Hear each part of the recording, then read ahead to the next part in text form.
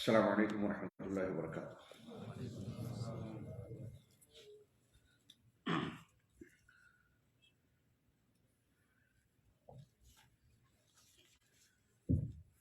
بسم اللہ الرحمن الرحیم وبہ نستعین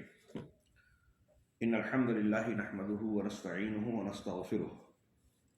ونعوذ باللہ من شرور انفسنا ومن سیئات اعمالنا من يهده الله فلا مضل له ومن يضلل فلا هادي له واشهد ان لا اله الا الله وحده لا شريك له واشهد ان محمدا عبده ورسوله اما بعد اعوذ باللہ من الشیطان الرجیم بسم اللہ الرحمن الرحیم یا ایہا الذین آمنوا اتقوا اللہ حق تقاته ولا تموتن الا وانتم مسلمون یا ایہا الناس اتقوا ربکم الذی خلقکم من نفس واحدہ وخلق منها زوجها وبث منهما رجالا كثيرا ونساء واتقوا الله الذي تساءلون به والارحام ان الله كان عليكم رقيبا یا ایہا الذین آمنوا اتقوا اللہ وقولوا قولا سدیدا يصلح لكم أعمالكم ويغفر لكم ذنوبكم ومن يطع الله ورسوله فقد فاز فوزا عظيما فإن خير الحديث كتاب الله وخير الهدي هدي محمد صلى الله عليه وسلم وشر الأمور محدثاتها وكل محدثة بدعة وكل بدعة ضلالة وكل ضلالة في النار أعوذ بالله من الشيطان الرجيم بسم الله الرحمن الرحيم وَاعْتَصِمُوا بِحَبْلِ اللَّهِ جَمِيعًا وَلَا تَفَرَّقُوا وَقَالَ تَعَالَى وَأَنَّ هَذَا صِرَاطِي مُسْتَقِيمًا فَاتَّبِعُوهُ وَلَا تَتَّبِعُوا السُّبُلَ فَتَفَرَّقَ بِكُمْ عَنْ سَبِيلِهِ ذَلِكُمْ وَصَّاكُمْ بِهِ لَعَلَّكُمْ تَتَّقُونَ۔ دعوت سینٹر الجبیل کے قابل احترام ذمہ داران، میرے مکرم معظم عزیزم شیخ مختار احمد محمدی مدنی حفظہ اللہ، دیگر علماء کرام، بزرگوں، بھائیوں، دینی ماؤں اور بہنوں، اللہ تبارک و تعالیٰ کا بے پناہ شکر ہے، اس کا ہم پر یہ احسان واجب الشکر ہے کہ اس نے ہمیں اسلام دیا، اسلام کی شکل میں وہ دین جو قرآن و سنت کا اللہ کے آسمان سے نازل کردہ خالص دین ہے، اس کو ماننے، اس کی قدردانی کرنے اور قبول کرنے کی توفیق سے ہم کو ہمکنار کیا، جس سے بڑھ کر اس روئے زمین پر اس زندگی میں کوئی دوسری نعمت نہیں ہے۔ اس نعمت سے ہم کو مالا مال کیا، اس پر اللہ رب العالمین کا انتہائی، جتنا بھی ہم شکر کریں، اپنا سب کچھ لٹا دیں، سب کچھ قربان کر دیں، تو اس ایک نعمت کا ہم حق ادا نہیں کر سکتے شکر کے اعتبار سے۔ اللہ رب العالمین نے ہم کو یہ نعمت دی، اور پھر اسی نعمت کے واسطے سے یہ مختلف جنسیات اور قومیات سے تعلق رکھنے کے باوجود ہم توحید کے ایک مذہب اور ایک رشتے سے جڑے ہونے کی بنیاد پر یہاں آج اکٹھا ہیں۔ سعودی عرب مملکت التوحید کی اس سرزمین پر میں اس موقع پر جو جذبات، خوشی، مسرت محسوس کر رہا ہوں، اور ایسا مجھے محسوس ہو رہا ہے کہ جس ذمہ داری کو مجھے سونپا گیا ہے شاید میں اس کا حق ادا نہ کر سکوں، لیکن اپنے ان بھائیوں کی درمیان ایک اہم موضوع کو لے کر اس کا حکم کی تعمیل کرتے ہوئے اسے بیان کرنے کی خاطر جو اللہ رب العالمین نے مجھے توفیق دی، اس پر پہلے میں اللہ کا شکر گزار ہوں، اور اس کے بعد دعوت سینٹر اور اس سے متعلق جن لوگوں نے اجازت دی اور آپ حضرات جو یہاں حاضر ہیں، اس دورے میں شریک ہیں، میں ان تک کا شکر گزار ہوں، اور رب العالمین سے یہ دعا کرتا ہوں کہ جب اس نے اس بات کی ہمیں توفیق عطا فرمائی کہ ہم اس موضوع اور اہم بات کے لیے اکٹھا ہو رہے ہیں، تو رب العالمین اس ملاقات کو، اس مجلس کو قبول بھی فرمائے، ہمیں اخلاص دے دیں۔ اس مجلس کے جو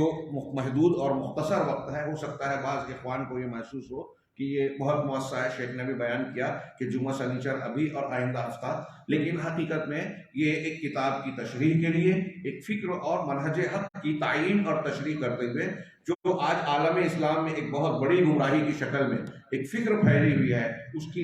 کی تشریح، تعین اور اس کو مدلل انداز میں جو لوگوں کے لیے قابل اطمینان ہو بیان کرنے کے لیے یہ وقت بہت کم ہے۔ الا ان یشاء اللہ، اللہ کسی کو توفیق دے، شرح صدر اس مدت میں عطا فرمائے تو یہ اس کا احسان و کرم ہے، رب العالمین ہمیں اس کی توفیق دے اور ذریعہ بنائے۔ بہرحال میں یہ عرض کرنا چاہوں گا کہ یہ موقع ملا آپ حضرات کے شکر کے بعد، میں یہ عرض کرنا چاہوں گا کہ جیسا کہ ابھی تمہیدی کلمات میں شیخ مختار نے بڑی جامع گفتگو کی، اور اس گفتگو کے تناظر میں آپ حضرات کو اس موضوع کی اہمیت اور ضرورت کا احساس ہوا ہوگا۔ شیخ نے یہ بیان کیا کہ اسلام کو آغاز میں کن 5 افکار سے بہت زیادہ نقصان پہنچا۔ اس میں خارجیت کا امام ذوالخویسرہ، رافضیت کا امام عبداللہ ابن سبا، تصوف کے امام یوں سمجھ لیجیے کہ کچھ منتشر تھے، اس کے ائمہ جو ہیں 6 صدی میں زیادہ پیدا ہوئے، جو اجمی تھے اور اپنے آپ کو اہل بیت سے تعلق رکھنے والا بتایا، سارے سلسلے اللہ کے رسول صلی اللہ علیہ وسلم سے اپنے آپ کو اہل بیت سے جوڑنے کی کوشش کرتے ہیں۔ 6 ساتویں ہجری کے اجمی حضرات، ایک قدریہ ہے جس کا تذکرہ نہیں ہوا، ان کا اصل الاصول یا اس کا بانی جو سب تھا معبد الجہنی بصرہ کا، ایک واسل ابن عطا اور عمرو بن عبید، یہ جو شیخ نے اعتزال کا اقلیت پسندی کا ذکر کیا، ان کے سرغنہ یا بانی اور مؤسس یہ 2 حضرات ہیں۔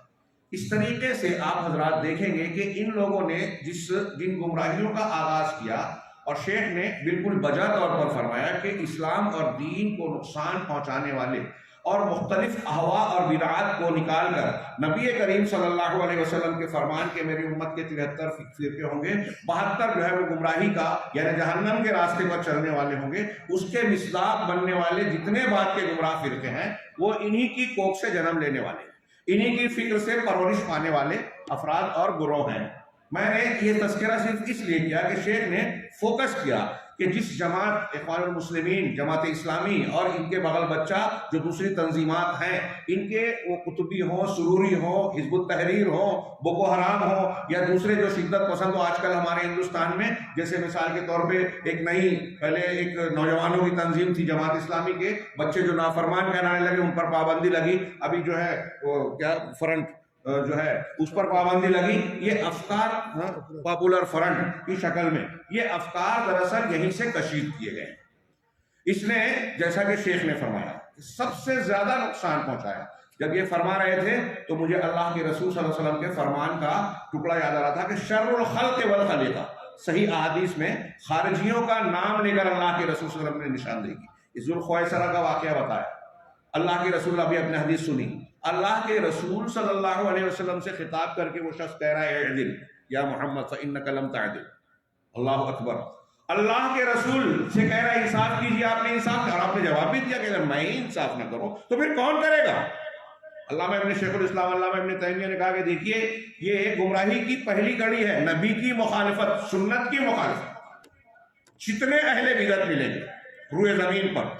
گمراہ فرقے والے اہل الاہوا، آپ کے ہاں بنیادی طور سے یہ بات ملے گی مخالفت سنت۔ نبی کریم صلی اللہ علیہ وسلم نے ذوالخویسرہ کو ٹوکا، بولا، اور پھر اس کے بعد ان کا نام لے کر جو باتیں بیان کی، ان کی صفات بیان کی۔ میں تمہیدی کلمات کہہ رہا ہوں، کتاب کی طرف آنا ہے، اس لیے جو روایتیں آگے آئے گی انشاءاللہ۔ آپ نے نام لے کر کہا، یہ اس بات کا بھی ثبوت ہے کہ ہمیں نام لے کر اہل بدعات کی نشاندہی کرنی چاہیے جن سے خطرہ ہے کہ لوگ اس کی وجہ سے گمراہی کا شکار ہو سکتے ہیں۔ تو اللہ کے نبی صلی اللہ علیہ وسلم نے ان کا نام لیا، سنت کی مخالفت کی، اتباع ہوا کا شکار ہوا، اور آپ دیکھیں کہ جتنے گمراہ فرقے اہل الاہوا قرآن و سنت کے صراط مستقیم اور جنت کے راستے سے ہٹنے والے گروہ ہیں، سب کے اندر یہ بات مشترک پائی جائے گی۔ ایک کے بعد علماء ہمارے سلف کے تفسیروں میں یہ باتیں آپ کو موجود ملے گی، اتباع ظن، اتباع اہوا اور مخالفت سنت، گمراہی کی یہ بنیادیں آپ کو ہر جگہ نظر آئیں گی۔ اور شیخ نے فوکس کرتے ہوئے کہا کہ رافضیت اور خارجیت کے جو ایک سکے کے 2 رخ ہیں، ایک دوسرے سے تال میل بھی نظر آتا ہے، بظاہر ایک دوسرے کے ضد بھی ہیں لیکن تال میل بھی ہے۔ یہ موجودہ جس جماعت سے متعلق ہم گفتگو کرنے جا رہے ہیں، اخوان المسلمین یا اس سے متعلقہ ہم فکر حضرات، ان کے اندر ان کی خارجیت اور رافضیت کی صفات نمایاں طور پر ہے، لیکن میں آپ سے عرض کروں کہ جن ملاحظات آپ کے ہاتھ میں جو کتاب ہے میرے پاس عربی میں، اس میں جو 50 ملاحظات ہیں، اگر آپ اس کو بغور پڑھیں گے تو یہ معلوم ہوگا کہ اس جماعت کے اندر صرف خارجیت اور رافضیت کی ہی گمراہی نہیں ہے، بلکہ جو دوسرے نام لیا گیا اعتزال، دوسری زبان میں کہیں اصولی زبان میں اقلیت پسندی، یہ بھی اس جماعت میں آپ کو بھرپور انداز میں نظر آئے گی۔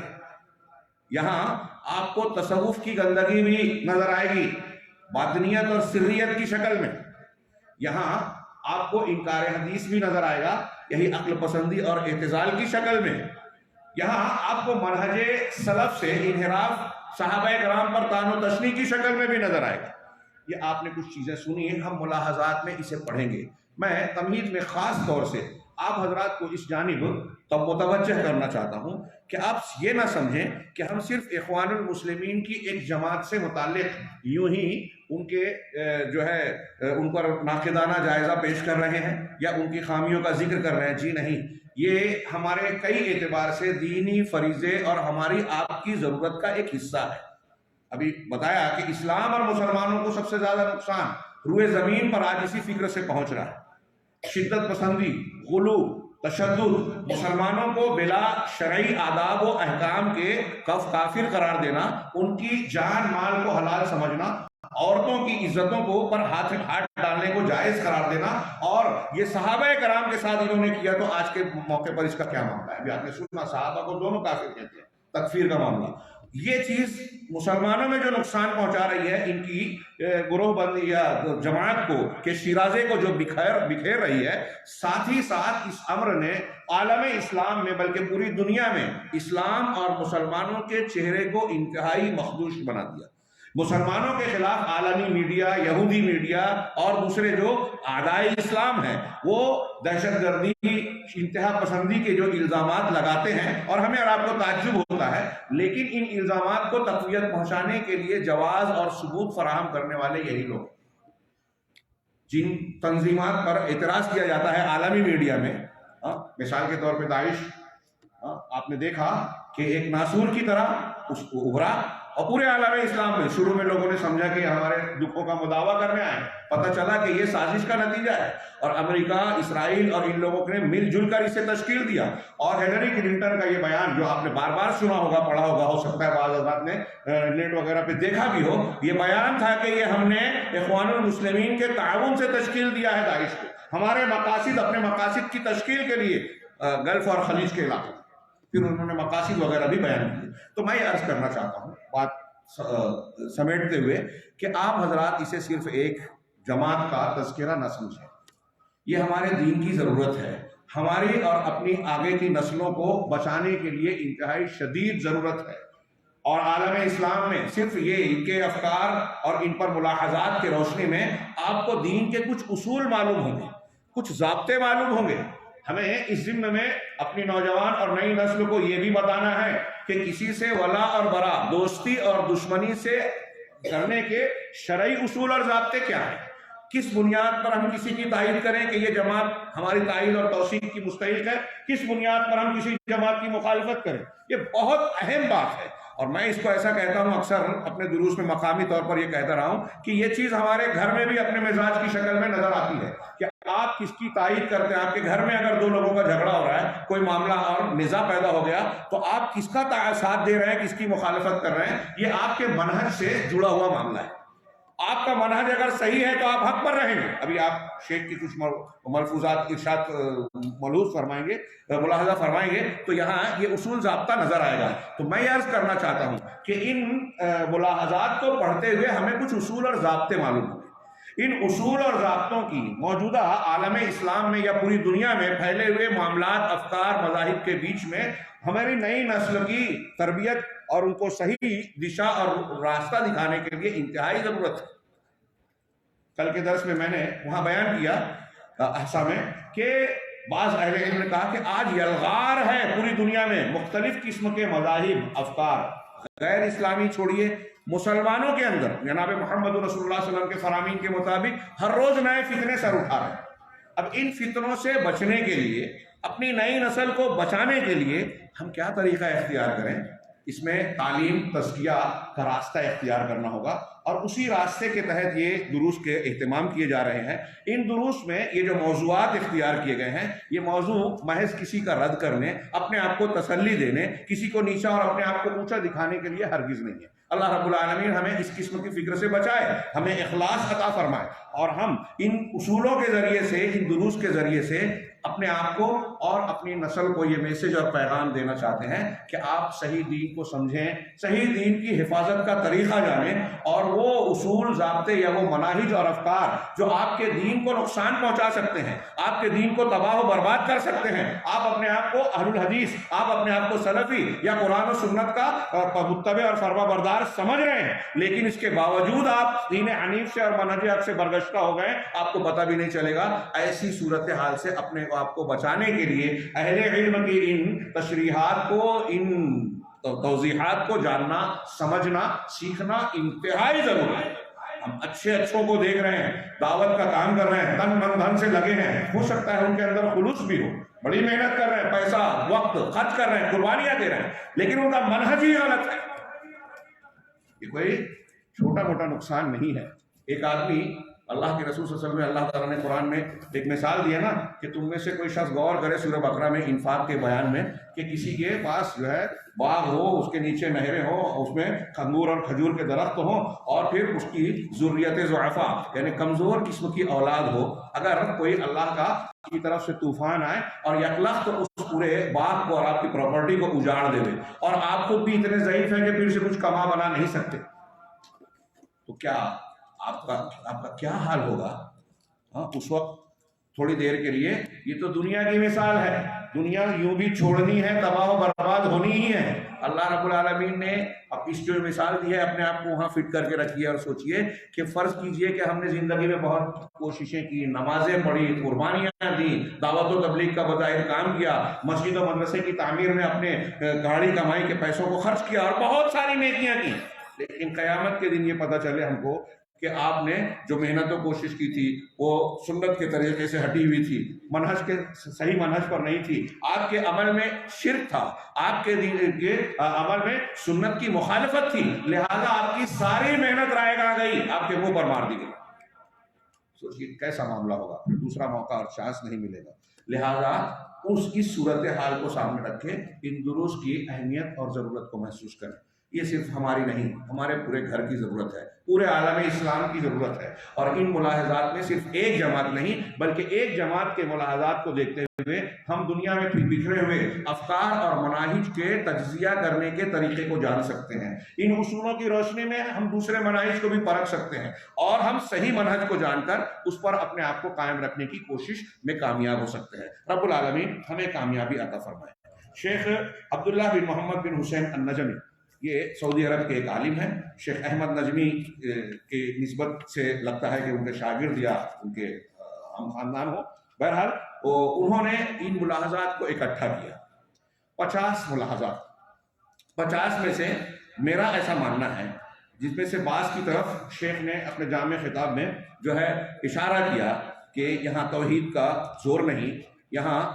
بدعات کو کافی قوت ہے، خارجیت کے تکفیری معاملات اور مزاج کو غلبہ حاصل ہے، ولا اور برا کا معاملہ بھی ان کا کمزور ہے۔ یہ جو 3-4 چیزوں کا آپ نے تذکرہ کیا ہے، اگر میں ایسا کہوں کہ انہی 3-4 چیزوں کو فوکس کر کے اگر نوجوان یا نئی نسل اچھی طرح سے سمجھ لے تو یہ 2-3 ملاحظات یا 2-3 امور کافی ہیں اس بات کو کا فیصلہ کرنے کے لیے کہ یہ جماعت اہل السنہ والجماعہ سے کے طریقے سے، اہل حق کے طریقے سے ہٹی ہوئی ہے۔ یہ فرقہ ناجیہ نہیں ہے، یہ 72 گمراہ فرقوں میں سے ہے، اور یہ بات میں اکیلا نہیں کہہ رہا ہوں، لجنہ دائمہ، شیخ ابن باز رحمہ اللہ، علامہ البانی رحمہ اللہ، حماد الانصاری رحمہ اللہ، اور ایسے بہت سارے عالم اسلام کے کبار علماء نے صراحت کے ساتھ کہا کہ یہ بدعتی اور گمراہ فرقہ ہے، ان کا اپنا ایک منہج ہے۔ یہ جھوٹ بولتے ہیں نوجوانوں سے جب کہتے ہیں کہ ہم تو صرف ایک تنظیم کے طور پر کام کر رہے ہیں، ہمارا کوئی فکرہ نہیں ہے۔ ابھی آپ یہ بھی دیکھیں گے کہ ان کا تعلق اور واسطہ، جیسا کہ شیخ نے اشارہ کیا تھا، اغیار سے ہے، ان کے یہاں کوئی ولا اور برا کا اصول ضابطہ ہے ہی نہیں۔ اور حیرت انگیز بات یہ ہے، ابھی آپ پڑھیں گے کہ یہودی، نصرانی، رافضی ہر ایک سے یہ جو ہے تعلق قائم کرنے کے لیے راضی ہیں، اپنے بازوؤں کو جو ہے کشادہ بتاتے ہیں کہ ہمارے درمیان یہاں تک حسن البنا اخوان المسلمین کے بانی نے یہاں تک کہا کہ یہودیوں اور ہمارے درمیان خصومت اور جھگڑا دین اور مذہب کا ہے ہی نہیں۔ ان کے بہت سارے مرشدین نے کہا کہ ہمارا اور یہود و نصارہ کا معاملہ بحیثیت مواطن کے ہم وطن ہونے کے برابر کا حق ہے، منصب کے اور حقوق کے سارے معاملات میں۔ ایک طرف یہ کہتے ہیں، اور مخالفت اگر پوری دنیا میں کسی کی کرتے ہیں تو وہ اہل السنہ والجماعہ اور سلفیین کی کرتے ہیں۔ کتنی تعجب کی بات ہے کہ منہج کے انحراف کا نتیجہ ہے کہ آپ اہل حق کے مخالف بن گئے اور دنیا کے ہر باطل کا سب کے لیے اعلی کار بن گئے۔ تو آپ اندازہ لگائیں کہ دین کا میں کام کرتے ہوئے ہمارا نوجوان ان کے براق اور خوشنما پرکشش نعروں کے پیچھے جو ہے لپک جاتا ہے اور سمجھتا ہے کہ میں دین کے خدمت کر رہا ہوں، دین کے نام کے لیے قربانیاں دے رہا ہوں، ہاں، لیکن حقیقت میں وہ دین کی مخالفت اور حق کی مخالفت کر کے اپنے آپ کو گمراہی کے راستے پر چلاتا ہے۔ لہذا یہ شیخ نے جو ملاحظات پیش کیے ہیں، میں اس تناظر میں عرض کر رہا تھا کہ چند ملاحظات کو بھی اگر آپ اچھی طرح سمجھ لیں، اپنے نوجوانوں کو سمجھا دیں، تو وہ اس بات کا فیصلہ کرنے کے لیے کافی ہے کہ یہ جماعت گمراہ ہے۔ ہمیں اس سے بچنا چاہیے، اور نبی کریم صلی اللہ علیہ وسلم نے جن احادیث میں بیان کیا کہ فتنے آئیں گے، جن احادیث میں بیان کیا کہ 73 فرقے ہوں گے، 72 جہنم میں جائیں گے، جن حدیث میں ذکر کیا کہ ایک ہی گروہ حق پر قائم رہے گا ہمیشہ، ان حدیثوں کا حاصل ہمارے لیے بنیادی طور سے کیا ہے؟ کیا ہدایت دینا چاہتے ہیں رسول اللہ صلی اللہ علیہ وسلم؟ یہ صرف خبر دیا آپ نے، صرف واقعہ بتا رہے ہیں، یہ آپ کی خبر اور معجزہ ضرور ہے، لیکن ساتھ ہی ساتھ اس میں ہدایت اور تنبیہ ہے کہ دیکھیے 73 ہوں گے، 72 جہنم میں جائیں گے، تم جہنم والے راستوں کو سمجھنا، پرکھنا اور اس سے اپنے آپ کو بچانا۔ یہ درس اسی کی ایک کڑی ہے۔ نبی صلی اللہ علیہ وسلم کے اس حکم اور ارشاد اور ہدایت کی تعمیل ہے کہ ہم اپنی نسلوں کو بتائیں کہ گمراہی کے راستے، انحراف کے راستے کون کون سے ہیں، اپنے آپ کو اس سے بچائیں۔ یہ ہمارا دینی فریضہ ہے۔ عمر فاروق رضی اللہ تعالیٰ نے قول کے فرمان کے مطابق دین کی اور اسلام کی خدمت وہ آدمی کر ہی نہیں سکتا جو جاہلیت کو نہ جانے۔ اس لیے ہدایت پر قائم رہنے کے لیے ہم کو آپ کو ضروری ہے کہ گمراہی کو بھی جانیں، توحید پر قائم رہنے کے لیے شرک کی معرفت بھی ضروری ہے تاکہ ہم اپنے آپ کو اس سے بچائیں۔ اس پر بہت سی دلیلیں ہیں۔ ہم کتاب کی طرف آتے ہیں۔ شیخ عبداللہ بن محمد، آپ نے کلام کا آغاز کتاب کے مقدمے اور تمہید میں، تمہید کئی اعتبار سے میں بہت اہم سمجھتا ہوں، اپنے مقدمے میں یہ آغاز کرتے ہوئے حمد و ثناء کے بعد کہتے ہیں کہ امر بالمعروف اور نہی عن المنکر، اس کے مختلف جوانب کا ذکر کیا شروع میں انہوں نے۔ امر بالمعروف اور نہی عن المنکر یہ دین حنیف کی بہت عظیم اور کھلی نمایاں علامتوں میں سے ایک علامت ہے۔ یہ پہچان ہے کیا؟ امر بالمعروف، نیکی کا حکم دینا اور برائی سے روکنا۔ اللہ رب العالمین کا ارشاد ہے، بڑا مشہور فرمان ہے، وَلْتَكُن مِّنْكُمْ أُمَّةٌ يَدْعُونَ إِلَى الْخَيْرِ، تم میں ایک جماعت ایسی ہونی چاہیے۔ منکم کا بعض اہل علم نے کہا کہ من بیانیہ ہے، تو تم کو ایسی جماعت ہونا چاہیے اگر بیانیہ مانے، اور تبعیضیہ بعض والا معنی مانے تم میں ایک جماعت ہونا چاہیے۔ ہاں، بعض اہل علم نے بیان کو زیادہ کہ ہر شخص کو ایسا ہونا چاہیے کہ اپنے علم اور طاقت کے مطابق خیر کی طرف دعوت دے۔ یؤمنون یدعون الی الخیر ویأمرون بالمعروف وینہون عن المنکر، اور وہ معروف کا حکم دیتے رہیں اور منکر سے روکتے رہیں۔ معروف جو شریعت کی نظر میں معروف ہے، ان میں سر فہرست جو ہے توحید ہے۔ منکر جو شریعت کے اصولوں کے مطابق منکر ہے اور ان میں سر فہرست شرک ہے، پھر اس کے بعد بدعات ہے، پھر کبائر ہے۔ جو شرک کا حکم نہ دے، جو بدعات شرکیات سے لوگوں کو روکے نہیں، وہ اس جماعت یا اس صفت سے کا مصداق نہیں ہوگا۔ وَأُولَئِكَ هُمُ الْمُفْلِحُونَ، یہی لوگ فلاح پانے والے ہیں۔ اشارہ شیخ جو کرنا چاہتے ہیں، آپ اندازہ لگائیں کہ ہم یہ جو باتیں بیان کرنے جا رہے ہیں، کتابیں لکھ رہے ہیں، وہ اسی فریضے کی انجام دہی ہے۔ اللہ تعالیٰ نے اسی طرح سے یہ بھی فرمایا كُنتُمْ خَيْرَ أُمَّةٍ أُخْرِجَتْ لِلنَّاسِ تَأْمُرُونَ بِالْمَعْرُوفِ وَتَنْهَوْنَ عَنِ الْمُنكَرِ وَتُؤْمِنُونَ بِاللَّهِ۔ ترجمہ آپ جانتے ہیں، میں آگے بڑھتا ہوں۔ شیخ نے آگے دوسری بات کہی، یہ اہل حق یا دین حنیف کی عظیم نمایاں صفت ہے، نشانی ہے کہ آدمی اس چیزوں سے متصف ہو۔ دوسری چیز، جس نے اس اصل الاصول کو میں خلل ڈالا، اس میں کوتاہی برتی، شیخ نے کہا کہ اللہ تبارک و تعالیٰ نے اس پر لعنت بھیجی ہے۔ چنانچہ اور اس کے دین کو اہل کتاب کے دین کے مشابہ قرار دیا۔ ہم میں سے اگر کوئی شخص نیکی کا حکم دینے اور برائی سے روکنے کی اپنی طاقت اور علم کے مطابق کوشش نہ کرے، چھوڑ دے۔ ایک بڑا طبقہ ہے، کون جھنجھٹ میں پڑے، کون ان سب چکروں میں پڑے، ہاں جانوروں کی طرح زندگی گزارنے کو وہ بڑا کمال سمجھتا ہے، کھانا پینا اور رفاہیت کو اختیار کرنا۔ جی نہیں، ایک مومن بندے کی زندگی یہ نہیں ہوتی، یہ قرآن نے بتایا۔ ہاں اب کوئی شخص اگر ایسا کر رہا ہے تو وہ اللہ تبارک و تعالیٰ کی جانب سے لعنت کا مستحق ہے اور اہل کتاب کی طرح بن گیا۔ قرآن کا کی دلیل دی انہوں نے، لعن الذین کفروا من بنی اسرائیل علی لسان داؤد اور عیسی ابن مریم، کہ بنی اسرائیل کے لوگ جنہوں نے کفر کا ارتکاب کیا، وہ داؤد علیہ السلام اور عیسیٰ ابن مریم علیہ السلام، ان کی زبان پر لعنت کیے گئے، لعنت بھیجے گئے۔ کیوں؟ ان کی لعنت کا مستحق ہونے کی وجہ کیا تھی؟ ذالک بما عصوا وکانوا یعتدون، یہ اس وجہ سے کہ وہ گناہ اور معصیت کے کام کرتے تھے اور حد سے تجاوز، ظلم و زیادتی کرتے تھے۔ قانون آگے بتایا کہ اس کے ظلم و زیادتی اور شریعت کی مخالفت کا ایک نمایاں عمل کیا تھا، صفت کیا تھی؟ قانون لا یتناہون عن منکر فعلوہ، کہ اس منکر کو جس کو آپس میں ایک دوسرے کے سامنے یا علم میں رہتے ہوئے انجام دیتے تھے، ایک دوسرے کو اس سے روکتے نہیں تھے۔ نہی عن المنکر کے فریضے کو ترک کر دیا۔ لبئس ما کانوا یعملون یفعلون، کتنا برا عمل وہ کرتے تھے۔ اللہ رب العالمین نے اس بنیاد پر ان کو برا بھی کہا، ہاں بنی اسرائیل کو لعنتی کہا، نبیوں کی زبان پر لعنت کا مستحق ٹھہرایا۔ اب اگر اہل کتاب اس بنیاد پر لعنت کے مستحق ہیں تو ہم اور آپ بھی اگر امر بالمعروف اور نہی عن المنکر کا فریضہ انجام نہیں دیتے، جس میں یہ بھی شامل ہے کہ اگر کوئی گمراہ اور غلط منہج ہمارے نسلوں کے عقیدے کو، منہج کو بگاڑ رہا ہے، غلط راستوں پر، گمراہی کے راستوں پر لے جا رہا ہے، تو اس سے ہم اس کو لوگوں کو متنبہ کریں، آگاہ کریں کہ دیکھو یہ گمراہی ہے۔ اگر ہم نے ایسا نہیں کیا تو یہ لعنتی کام ہے۔ ہاں یہ میں اپنے عوام کے ساتھ ساتھ علماء کو بھی اس کی یاد دہانی کرانا چاہتا ہوں جہاں تک میری بات پہنچے۔ میں بھی اس میں اپنے آپ کو شامل مانتا ہوں کہ یہ بہت بڑی ایک کیا ہے، سرزنش ہے، اللہ رب العالمین کی طرف سے تنبیہ ہے۔ یہ بات دوسروں سے پہلے اہل علم کو اس سے عبرت لینی چاہیے۔ چنانچہ اللہ نے، شیخ نے آگے کہا کہ اللہ تبارک و تعالیٰ نے یہ بتایا ہے کہ قیامت کے دن نجات پانے والے لوگ وہی ہوں گے جو امر بالمعروف اور نہی عن المنکر کا فریضہ انجام دیتے ہیں، لیکن وہ لوگ جو خاموش رہتے ہیں، جو مجاملہ کہیں گے کیا چاپلوسی اور وہ چکنی چپڑی باتیں ایک دوسرے کو خوش کرنے والی کہ چلو پالیسی اختیار کر لیں اور اس کو مصلحت کا نام دیتے ہیں، جو باطل کے ساتھ مجاملت اختیار کریں،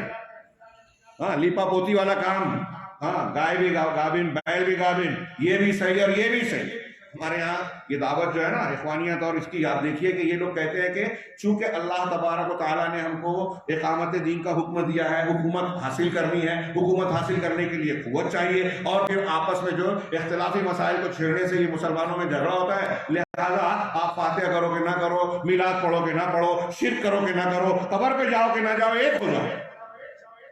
اگر آپ ایسے ہی دین کو دین کہہ رہے ہیں تو آپ کا اقامت دین میں دین کون سا ہے؟ جب آپ توحید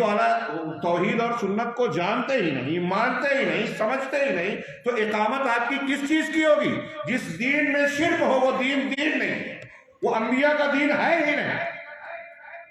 یہ ہمیں سمجھانا ہے۔ لیکن یہاں توحید پر بھی جو ہے مجاملہ، سمجھوتا کہ شرک کرو یا نہ کرو۔ میں جماعت اسلامی کے ادارے میں کچھ دن رہا، انہوں نے ایسی ہی باتیں کہی تو میں نے سوال کیا کہ کون سا دین؟ کیا وہ دین انبیاء کا یا اللہ کا مطلوب ہے اقامت دین میں جس کے اندر شرک ہو، خرافات ہو، بدعت ہو؟ کہا نہیں، ہم نے ایسا کہا۔ آپ کہہ رہے ہیں، اپنی زبان سے کہا آپ نے، فاتحہ پڑھو کہ نہ پڑھو، یہ کرو کہ یہ نہ کرو، قبر پہ جاؤ کہ نہ جاؤ، ایک ہو جاؤ۔ عجیب و غریب معاملہ ہے یہ، جو ہم رد کر سکتے ہیں۔ میں اکثر کہا کرتا ہوں یہ اخوانی اور تحریکیوں کا عجیب معاملہ ہے، جو ہمارے استطاعت میں ہے، جو نبی کے منہج میں ہے کہ انفرادی طور پہ جو شرکیات پائی جاتی ہے آپ اس کی اصلاح کیجیے۔ وہاں کہتے ہیں تسامح برتا جائے، ان کو نظر انداز کیا جائے، اور جو ہمارے استطاعت میں نہیں ہے، جو ہمارے دائرے میں نہیں ہے، وہاں تشدد اختیار کر کے نوجوانوں کو شدت کے راستے پہ ڈالتے ہیں کہ ان سے لڑائی کرو، ان سے مجاہدہ کرو، اور یہ کرو اور وہ کرو، ہتھیار اٹھاؤ، جس کی طاقت نہیں ہے، اور ان کو جھونک دیتے ہیں بربادی کی طرف، بربادی کے راستے پر۔ تو یہ الٹا معاملہ یہ ان کے منہج کی خرابی کا نتیجہ ہے۔ چنانچہ جو لوگ، شیخ کہہ رہے ہیں کہ جو لوگ امر بالمعروف اور نہی عن المنکر سے تہی کیا ہے آنکھیں پھیرتے ہوئے خاموشی اختیار کرتے ہیں، باطل کے ساتھ مجاملہ اور ان کے ساتھ اچھا برتاؤ کی کوشش کرتے ہیں، تو قیامت کے دن اللہ نے ان کو عذاب کی وعید سنائی ہے۔ چنانچہ اللہ نے فرمایا فَلَمَّا نَسُوا مَا ذُكِّرُوا بِهِ أَنجَيْنَا الَّذِينَ يَنْهَوْنَ عَنِ السُّوءِ وَأَخَذْنَا الَّذِينَ، یہ قیامت کا نہیں، دنیا کے عذاب کا تذکرہ ہے۔ وَأَخَذْنَا أَنجَيْنَا الَّذِينَ يَنْهَوْنَ عَنِ السُّوءِ وَأَخَذْنَا الَّذِينَ ظَلَمُوا بِعَذَابٍ بَئِيسٍ، کہ جب جس چیز کی ان کو نصیحت کر دی گئی تھی اس کو انہوں نے فراموش کر دیا، تو وہ لوگ جو برائی سے لوگوں کو روکتے تھے ہم نے ان کو نجات دے دی، اور جن لوگوں نے ظلم کیا تھا ان کو سخت قسم کے عذاب میں ہم نے گرفتار کر لیا، بما کانوا یفسقون، اس وجہ سے اس چیز کے پاداش میں جو وہ فسق و فجور اور شریعت کی مخالفت کرتے تھے۔ یہ سورہ اعراف کی اس تنازع کی آیت ہے جو سنیچر کے دن ممنوع ہونے کے بعد شکار کرتے تھے مچھلیوں کا، ان کا انجام بتاتے ہوئے اللہ رب العالمین نے یہ بات بیان کی، کہہ رہے ہیں کہ امر بالمعروف اور نہی عن المنکر یہ مومنین کے اوصاف میں سے ایک وصف ہے۔ قرآن نے کہا والمؤمنون والمؤمنات بعضهم اولیاء بعض، کہ مومن مرد اور مومن خواتین عورتیں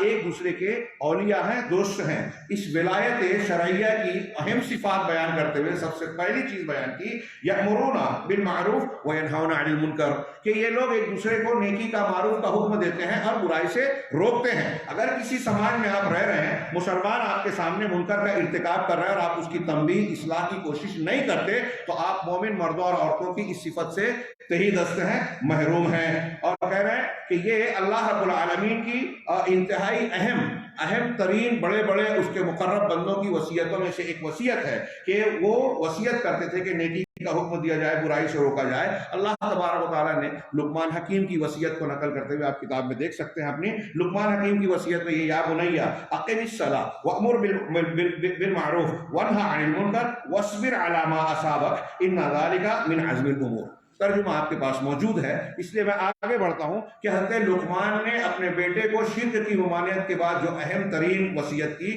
اس میں آپ دیکھ سکتے ہیں کہ امر بالمعروف، نماز کے بعد امر بالمعروف اور نہی عن المنکر کی جو ہے تلقین کی، اور پھر اس راستے میں جو مخالفت اذیت کا معاملہ ہوگا اس پر صبر کرنے کی نصیحت بھی کی۔ پھر امر بالمعروف اور نہی عن المنکر کے ترک کر دینے سے یہ جو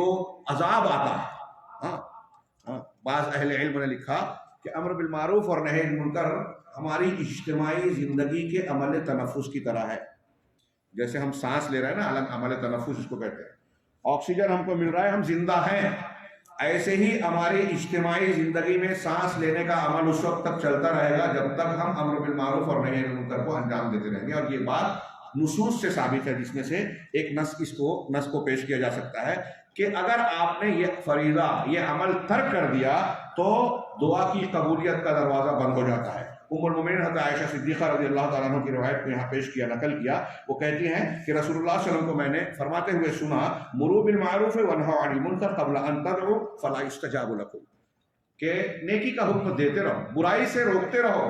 اس سے قبل کہ تم دعا کرو اور تمہاری دعا قبول نہ کی جائے۔ امام حسن بصری کہتے ہیں کہ نیکی کا حکم تو برائی سے روکو، ورنہ تم خود نصیحت بن جاؤ گے، موعظات بن جاؤ گے، یعنی عبرت کا سامان، کہ تمہارا ایسا انجام ہوگا کہ دوسرے لوگ دیکھ کر جو ہے تم سے عبرت حاصل کریں گے، یعنی تم سے لوگ نصیحت کریں گے، نصیحت حاصل کریں گے اس بنیاد پر جو اللہ کی ناراضی اور سخط اور اللہ کی لعنت تمہارے امر بالمعروف نہی عن المنکر کے فریضے کو مہمل قرار دینے اور چھوڑ دینے کی وجہ سے جو نتیجہ برآمد ہوگا، تم اس میں جو ہے عذاب میں گرفتار ہوگے، لوگ تم سے نصیحت حاصل کریں گے، تم لوگوں کے لیے سامان عبرت بن جاؤ۔ اس عمل کو ترک کرنے سے اللہ تبارک تعالیٰ دوسروں کے لیے عبرت کا سامان بناتا ہے۔ امام سفیان ثوری کہتے ہیں کہ جب تم معروف کا حکم دیتے ہو تو تم مومن کی پیٹھ کو مضبوط کرتے ہو، اور جب منکر سے روکتے ہو تو تم منافق کی ناک رگڑتے ہو۔ ہمارے اسلاف کے یہ جملے ہیں، آج میں معاف کیجئے گا، میں ایسا محسوس کرتا ہوں، اگر غلط ہو تو اصلاح کر دی جائے، مجھے ایسا محسوس ہوتا ہے کہ ہمارے بعض ایسے لوگ جو اہل علم اور دعات کی صف میں شمار کیے جاتے ہیں، اللہ ان کی اور ہماری اس دونوں کی اصلاح کرے، غلطیاں سب میں ہوتی ہے، ان کے یہاں منہج کی یہ کمزوری پائی جاتی ہے میرے نزدیک، جو یہ سلف کی صاف تلقینات کے خلاف ہے۔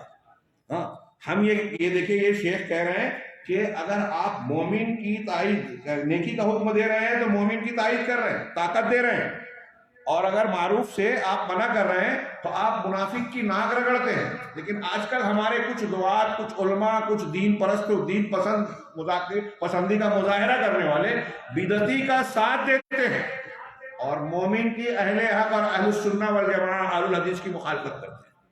ان کے مخالفین کا ساتھ دے کر ان کو رد کرتے ہیں۔ ہمارے بر صغیر میں یہ ماحول بہت عام ہے، سوشل میڈیا پہ اس کو عام طور سے دیکھا جا سکتا ہے، اور خاص مجلسوں میں ہم یہ بھی دیکھتے ہیں کہ کچھ لوگ اخلاق کا مظاہرہ کرنے کے نام پر ہمارے بعض دعات ایسے لوگوں کو جن کے ہاں منہج کی خرابی ہے، اخوانیت ہے، انحراف ہے، ان کی تائید کرتے ہیں، ان کو پروموٹ کرتے ہیں، ان کی مخالفت سے روکتے ہیں، اور اس کے بالمقابل برسر عام اہل السنہ والجماعہ کے ان دعات اور علماء کو جو کھلے عام توحید پیش کرتے ہیں، بدعت سنت کو پیش کر کے بدعت کا رد کرتے ہیں، ان میں تنقیدی پہلو کو نکال کر لوگوں کے سامنے پیش کرتے ہیں۔ ایسا کرنے والا امام سفیان ثوری کے اس قول کے بالکل الٹ کر رہا ہے کہ آپ اہل سنہ والجماعت کے دعات پر حرف گیری اور طعن و تشنیع کر کے، ان پر تنقید کر کے آپ منافق کی تائید کر رہے ہیں، مخالفین کی تائید کر رہے ہیں، اور وہ ان کی تائید کر کے آپ مومنین کی ناک رگڑ رہے ہیں، حق کی مخالفت کر رہے ہیں۔ ایسا کر کے آپ نیکی کا کام نہیں کر رہے ہیں۔ یہ کوئی چھوٹا موٹا جرم نہیں ہے میرے بھائیوں، اور خاص طور سے میں اپنے ان بھائیوں کو جو دین اور دعوت کا کام کرتے ہیں ان سے کہوں گا کہ ایسی ہر کوشش اور آپ کا عمل جو کسی بھی شکل میں منافقین، مخالفین کی تائید کا سبب بنتا ہے، یہ چھوٹا گناہ نہیں ہے، پوری جماعت، پورے دین کے سلسلے میں آپ کا جرم ہے، جو بہت سنگین قسم کے نتائج قوم کے حق میں بھی اور آپ کے حق میں بھی مرتب کر سکتا ہے۔ چنانچہ اس سلسلے میں آنکھیں کھولی جائے۔ تو شیخ نے پھر کہا کہ اللہ تبارک و تعالیٰ نے ہم کو خیر خواہی اور نصیحت کا بھی حکم دیا ہے، یہ اور اسے انبیاء اور مرسلین کا طریقہ بتایا، اور جو نبیوں کے طریقے پہ چلنے والا ہے اس کو بھی کہا ہے کہ ہمیں النصیحہ کو اختیار کرنا چاہیے، لوگوں کی خیر خواہی۔ اس سلسلے میں قرآن کی آیتوں کی طرف اشارہ کیا گیا ہے، آپ ملاحظہ فرما سکتے ہیں۔ حضرت نوح علیہ السلام نے کہا انصح لکم، حضرت ہود علیہ السلام نے قوم سے کہا انی لکم ناصح امین، اور دیگر انبیاء کی دعوت میں یہی کہا گیا کہ ہم آپ کے خیر خواہ ہیں، امانت دار ہیں۔ اب نبیوں کے طریقے پہ اگر ہم چلنا چاہتے ہیں تو ہمیں خیر خواہی اختیار کرنا ہوگی، اور خیر خواہی اختیار کرنے میں یہ بھی ہے کہ اگر کوئی گڑھے میں گر رہا ہے تو آپ اس کا ہاتھ پکڑ کر کھینچ لے کے اس راستے پر مت چلیں۔ یہی ہے بدعت و خرافات اور شرک سے روکنا۔ جو لوگ سمجھتے ہیں کہ بہت بھاری کام ہے یا دشمنی ہے، اختلافی مسائل کو چھیڑنا ہے، تو ہم دین میں نصیحت کو اختیار کرنے کے مکلف ہیں۔ بہت مشہور حدیث ہے صحیح مسلم کی، حضرت تمیم داری رضی اللہ تعالیٰ عنہ سے کہ رسول اللہ صلی اللہ علیہ وسلم نے فرمایا کہ الدین النصیحہ، بعض میں 3 مرتبہ کہا، دین سراسر خیر خواہی، دوسروں کے بھلا چاہنے کا نام ہے۔ پوچھا گیا لمن یا رسول اللہ، کس کے لیے؟ تو آپ نے فرمایا للہ ولکتابہ ولرسولہ ولائمۃ المسلمین وعامتہم۔ کہہ رہے ہیں کہ الدین النصیحہ، دین سراسر خیر خواہی ہے، اللہ کے ساتھ، اس کے رسول، اس کی کتاب کے ساتھ، اس کے رسول کے ساتھ، ائمہ دین، امامان مسلمین کے ساتھ، اور عام مسلمانوں کے ساتھ خیر خواہی۔ اس روایت کے بارے میں آپ نے شروحات سنی اور پڑھی ہوگی۔ اہل علم کہتے ہیں کہ اس میں تقریباً پورا دین اور اس کی بنیادیں سمٹی ہوئی ایک حدیث میں جوامع الکلیم کا حصہ۔ اللہ کے ساتھ خیر خواہی میں سارے اللہ کے حقوق آ گئے، توحید اور اس سے متعلقہ، اس کی اطاعت، فرما برداری، تمام حقوق۔ رسول کے ساتھ خیر خواہی میں رسول کے حقوق آ گئے، کتاب کے ساتھ حقوق، خیر خواہی میں کتاب کے ساتھ حقوق آ گئے۔ اور ائمہ جو ابھی آپ نے سنا سرمتعات، اور پھر ائمہ کے ساتھ خیر خواہی، اس کو لوگ بہت سر عام آج پرانی خارجیت اور جدید جو یورپ کی فکر ہے، جمہوریت، علمانیت اور جمہوریت، اس کو مرغوبہ بنا کے ہمارے یہاں کا عام انسان بھی جو ہے وہ چلتے پھرتے، وہ جو حدیث میں اللہ کے رسول نے کہا کہ رویبضہ، عام آدمی مسلمانوں کے اجتماعی اور بڑے بڑے امور پہ بولے گا۔ دیکھیے سوشل میڈیا میں، دیکھیے مجلسوں میں، دیکھیے ہر کس و ناکس حکومتی اور بڑے بڑے امور پر جو ہے تبصرے کرتا ہے بلا روک ٹوک، ہر چیز میں تنقید کا پہلو، علماء کے کاموں پر تنقید، عمرا کی باتوں میں جو ہے کیڑے نکالنا، تو یہ خیر خواہی کے سراسر خلاف ہے۔ اب ہم اگر یہ خیر خواہی کرنے چاہیں، اس حکم پر عمل کرنے، تو عمرا کو تقویت پہنچانا چاہیے، ان کی سماعت کرنی چاہیے، اللہ اور رسول کی بتائی ہوئی تعلیمات کے دائرے میں معروف کے ساتھ جیسا کہ شرط بیان کی گئی ہے. اور لوگوں کے ساتھ خیر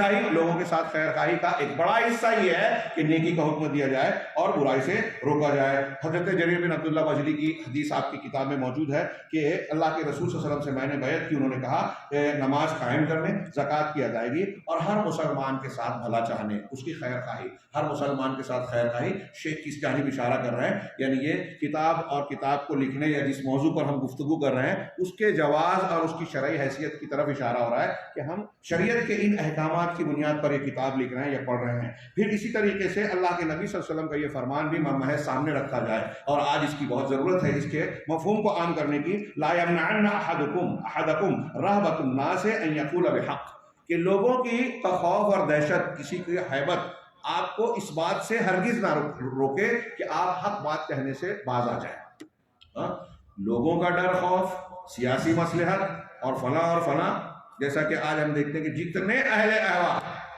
وہ توحید اور حق کو پیش کرنے کے سلسلے میں یہ باتیں بیان کرتے ہیں اور اس کو مصیبت کی وجہ بیان کرتے ہیں. کہہ رہے ہیں کہ لوگوں کی ہیبت تمہیں حق کہنے سے نہ روکے. اذا رآہ او شہدہ، یا جب کوئی شخص اسے دیکھے اور اس کا مشاہدہ کرے یا وہاں موجود ہو تو کسی کی ہیبت اور خوف انہیں اسے جو ہے حق بات کہنے سے نہ روکے. کیوں کہ اگر آپ نے حق کہہ دیا فإنہ لا یقرب من اجل، تو ایسا کہنے سے وہ یہ حق بات کہنا تم کو موت، اس آدمی کو موت سے قریب نہیں کرے گا. ولا یباعد من رزق، اور نہ ہی رزق سے دور کرے گا. دیکھیے اللہ کے نبی صلی اللہ علیہ وسلم کا فرمان کتنا فطرت کے موافق ہے. آپ کو ہم کو ڈر کس بات کا ہوتا ہے؟ لوگوں کا. تو کوئی کسی سے ڈر خوف کھانے کے بعد وہ ہمارا کیا بگاڑ لے گا؟ اگر ہم نے حق بات کہہ دی تو حق بات کہنا رسول اللہ صلی اللہ علیہ وسلم فرما رہے ہیں کہ آپ کی موت کا جو متعینہ وقت ہے اس سے کہیں زیادہ قریب آپ کی موت کو نہیں کر سکتا، اور آپ کا جو مقررہ رزق ہے نا اس رزق سے تم کو دور نہیں کر سکتا. جو اللہ کا مقدر ہے تم کو وہ مل کر رہے گا، اس سے ڈرنے کی کوئی ضرورت نہیں. لہذا کسی کے خوف سے حق کلمہ حق کو بیان کرنے سے نہ باز آئیں، نہ رکیں کہ وہ حق بات کہے گا یا کوئی عظیم اور اہم خبر کو بیان کرے گا. یہ مسند احمد کی روایت ہے. پھر کہا کہ ثم ان بیان الحق ورد الباطل، کہہ رہے ہیں کہ یہ حق کو بیان کرنا، باطل کا رد کرنا اور اس کو جو ہے مٹانا، یہ ہمارے دین قویم کی بہت عظیم اساس ہے، بنیاد ہے. اگر یہ کام چھوڑ دیا جائے، امر بالمعروف نہی عن المنکر کا کام، تھوڑی دیر کے لیے تصور کیجئے کہ یہ ہمارے اسلاف نہ کرتے. خوارج، معتزلہ، جہمیہ، قدریہ، روافض اور جتنے گمراہ فرقے ہیں، ان کی نشاندہی کر کے ان کا رد نہ کیا جاتا، قبر پرستی، تصوف، تو آج کیا صورتحال ہوتی؟ عام آدمی کے سامنے کیا دین کی کیا شکل بنتی؟ وہی جو پچھلی امتوں میں ہوا. حق اور باطل اس طرح سے مختلط اور گڑبڑ ہو گئے کہ ایک عام انسان کے لیے حق اور باطل میں فرق کرنا ناممکن اور مشکل ہو جاتا. اور آج بہت سارے دعات کے غلط تعامل کی وجہ سے بعض علاقوں میں ہم کہہ سکتے ہیں کہ عوامی سطح پر کچھ لوگ یہ جو کہتے ہیں کہ ہمارے لیے یہ بڑا مشکل کام ہے کہ حق کو کہاں تلاش کریں، کیسے جانیں، نشاندہی کریں. یہاں کے علماء جب تڑپتے ہیں اور وہاں کے علماء جب بولتے ہیں تو جو بولتا ہے وہ صحیح نظر آتا ہے، یا اس قسم کی اور بھی باتیں. لیکن یہ تو ان کے عذر لگ ہے. مگر یہ بات ہے کہ امر بالمعروف نہی عن المنکر کے سلسلے میں کوتاہی برتنے سے یا خاموشی اختیار کرنے سے صورتحال یہی بن جائے گی. اور اگر ہم اور آپ ایسا کرتے ہیں تو بہت ساری دلیلیں اس بات پر بھی شاہد ہیں کہ اللہ تبارک و تعالیٰ کو اور اس کے دین کو ہماری اور آپ کی ضرورت نہیں ہے. اللہ ہمیں ختم کر دے گا، نئی قوم پیدا کر دے گا جو یہ کام انجام دے گی. کہ میں نہیں کہہ رہا ہوں، قرآن و سنت کے نصوص میں یہ مضمون موجود ہے. لہذا کہہ رہے ہیں کہ حق کو بیان کرنا اور باطل کو رد کرنا یہ دین متین کی ایک اساسی چیز ہے اور اس کی حفاظت کی بنیادی چیزوں میں سے ہے. اگر یہ کام نہ ہو تو دین محفوظ نہیں رہ سکتا. حق اور باطل مٹ جائیں گے، ختم ہو جائیں گے، جیسے پچھلی قوموں میں ہوا. اللہ تعالیٰ نے ارشاد فرمایا ان الذین یکتمون ما انزلنا من البینات والہدی من بعد ما بیناہ للناس، کہ جو لوگ ہماری کتاب میں بینات، دلائل اور ہدایت کی جو چیزیں ہم نے بیان کی ہے اسے چھپاتے ہیں جبکہ ہم نے بیان کر دیا ہے، ہم نے نازل کیا، بیان کیا، کھولا. یہ اللہ رب العالمین کا کیا یوں ہی معاملہ ہے؟ مذاق ہے کہ اللہ نے اپنے رسول کو مبعوث کیا، قرآن کو نازل کیا، قرآن کی حفاظت اور رسول اللہ صلی اللہ علیہ وسلم کے دین اور آپ کی تعلیمات کی حفاظت کا اتنا زبردست نیٹ ورک بنایا رب العالمین نے جو دنیا میں کسی بھی قوم کے پاس آج موجود نہیں ہے. یہ خود ایک آپ کی حقانیت کی دلیل ہے. اور کیجئے قرآن اور حدیث، یہ غیر مسلم مستشرقین یورپ اور امریکہ کے علماء کو اعتراف ہے کہ مسلمانوں نے اپنے رسول صلی اللہ علیہ وسلم کی تعلیمات حدیث کو محفوظ بنانے، محفوظ رکھنے، صحیح اور سقیم کے درمیان تفریق کرنے کے لیے جو اصول اختیار کیے قرآن و حدیث کی روشنی میں، وہ دنیا میں کسی دوسری قوم کے پاس نہیں ہے. اس علم کا، اس فن کا یہ نتیجہ ہے فن اسماء الرجال اور فن حدیث کا، کہ آج 1400 سال گزرنے کے باوجود بھی قرآن کا حرف حرف، نقطہ نقطہ ہمارے لیے معتبر ہے. پوری دنیا کے سامنے ہم پورے وثوق سے پیش کر سکتے ہیں کہ 1400 سال پہلے جس طرح سے نازل ہوا تھا یہ اسی شکل میں ہے. اسی طریقے سے محمد رسول اللہ صلی اللہ علیہ وسلم کی حیات طیبہ، آپ کی زندگی کا ایک عمل، عبادات، منہج اور طریقہ، یہ پہلے دن کی طرح، روز اول کی طرح آخر تک، آپ کی وفات تک پوری تاریخ کی روشنی میں ہے. یہ بات اکثر ہم سیرت کے باب میں پڑھتے ہیں، بیان کرتے ہیں کہ عیسائی پادریوں اور علماء کو انسائکلوپیڈیا کے واسطے سے، حوالے سے میں نے بیان کیا کہ یہ اعتراف ہے کہ حضرت عیسیٰ علیہ السلام کی زندگی زیادہ سے زیادہ 50 دن کی معلوم پڑتی ہے، جبکہ محمد صلی اللہ علیہ وسلم کی حیات طیبہ، آپ کی ولادت سے وفات تک پوری کی پوری زندگی تاریخ کی روشنی میں. میں عرض کرنا چاہتا ہوں کہ کیا یہ ایسے ہی ہوا؟ جی نہیں، یہ اللہ کا انتظام ہے. انا نحن نزلنا الذکر وانا لہ لحافظون کی عملی اور حقیقی جیتی جاتی تشریح اور تفسیر ہے. اب اللہ نے یہ اہتمام کیا، قرآن اتارا، اس کی حفاظت کا انتظام کیا، اللہ کے نبی صلی اللہ علیہ وسلم کی احادیث کی حفاظت کا انتظام کیا. اس کے لیے ایسے آدمی پیدا کیے جنہوں نے قرآن کے اور اس کے علوم کی مختلف شاخیں ترتیب دی، حدیث کے فن کو اختیار کر کے اپنی زندگیاں اس کے سلسلے میں کھپا دینے کی انہیں توفیق دی، پوری زندگیاں کھپا کر اس دین کی حفاظت کی. اور ہم اسے یوں ہی چھوڑ دیں. شیخ کہہ رہے ہیں کہ اگر ایسا ہوتا ہے تو اللہ نے اتنا اہتمام کیا، وہ بیان کر رہا ہے، آپ کو اور ہم کو پتہ معلوم ہے اور ہم لوگوں سے چھپا رہے ہیں. مولوی صاحب یہ حلال ہے یا حرام ہے، ہم کو پتہ ہے کہ یہ حرام ہے، لیکن اب اس نے تھوڑا چندہ بندہ زیادہ دیا ہے تو ہم راستہ بتا رہے ہیں کہ حلال ہے، حلال کا راستہ. ہندوستان پاکستان میں اس کی شکلیں یہاں بھی ہوگی، دوسری جگہوں پر بھی ہوگی. ہم نے اکٹھا 3 دے دیا. ہمارا مسلک کہتا ہے کہ 3 طلاق واقع ہو گئی اور حلالہ جو ہے وہ فطرت قبول نہیں کرتی. عارضی نکاح، وہ کوئی راستہ نکالیے مولوی صاحب، یا پھر حلالے کی خفیہ کوئی شکل اختیار کی جائے. میں بھی اس طرف جاؤں تو بڑا لمبا وقت چلا جائے گا. برٹش کی ایک رپورٹ آئی تھی پاکستانی اخبار میں تو پڑھ کر شرمندہ ہو گیا تھا. کچھ علماء حلالہ سینٹر چلا رہے ہیں، کرواتے ہیں، اس کی ویڈیو ریکارڈنگ بناتے ہیں، بعد میں اس کی بنیاد پر بلیک میل کرتے ہیں. یہ وہاں کے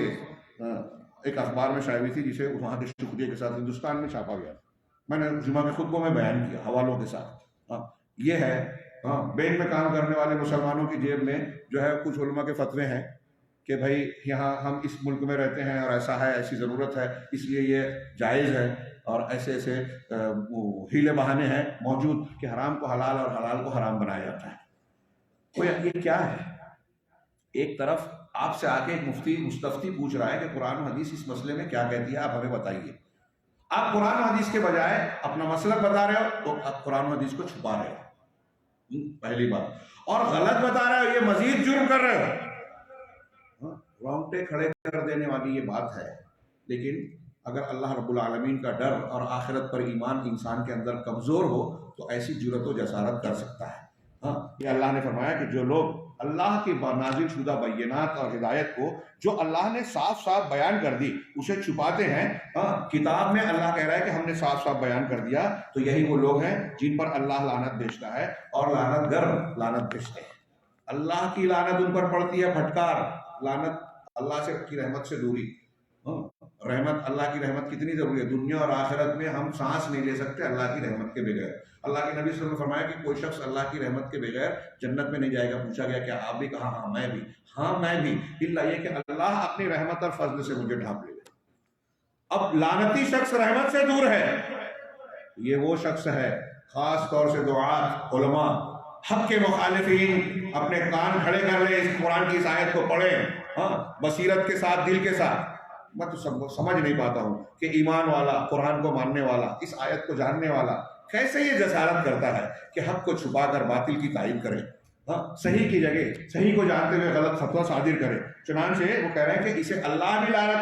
لعنت بیچتا ہے، لعنت فرماتا ہے، اور لعنت گر دنیا میں جتنے فرشتے ہوں یا دوسرے لعنت کرنے والے وہ سب بھی لعنت بیچتے ہیں. استثناء کیا جس کو الا الذین تابوا واصلحوا وبینوا فاولئک اتوب علیہم وانا التواب الرحیم، سوائے ان لوگوں کے جن لوگوں نے توبہ کی، پلٹے، اصلاح کی اور صاف صاف حقائق کو بیان کر دیا، تو یہی وہ لوگ ہیں جن کی توبہ کو میں قبول کروں گا اور میں خوب توبہ کرنے والا، رحم کرنے والا ہوں. اللہ تعالیٰ کا یہ بھی ارشاد ہے کہ اس قوم کے کچھ لوگ جو وہ مچھلی پکڑنے والا معاملہ ہوا کہ اس میں سے ایک نے کہا کہ تم ایسے لوگوں کو کیوں سمجھانے کی کوشش کرتے ہو. آپ آیت ملاحظہ فرمائیں کتاب میں، یا وَإِذْ قَالَتْ أُمَّةٌ مِّنْهُمْ لِمَ تَعِظُونَ قَوْمًا اللَّهُ مُهْلِكُهُمْ أَوْ مُعَذِّبُهُمْ، کہہ رہے ہیں